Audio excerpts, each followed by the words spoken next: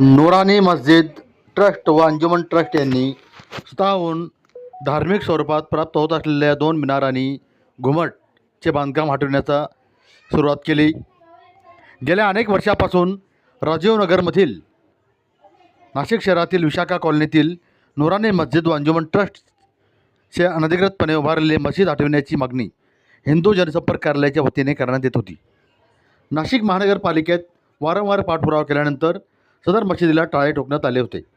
मात्र निवासी इमारतीचा परवाना असतानाही धार्मिक स्थळांचे रूपांतर करण्यात आल्याचे हिंदू जनसंपर्क कार्यालय प्रमुख सागर देशमुख यांनी निदर्शनास आणून दिल्याचे नंतर मशिदीचे स्वरूप असलेल्या घुमट आणि मिनार त्वरित काढून टाकण्याचे आदेश नाशिक महानगरपालिकेत दिले होते.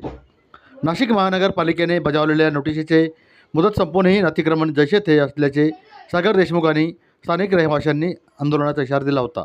मात्र आज नूरानी मस्जिद व अंजुमन ट्रस्ट यांनी स्वतःहून धार्मिक स्वरूपात प्राप्त होत असल्याने 2 मिनार आणि घुमटाचे बांधकाम हटवायला सुरुवात केली आहे.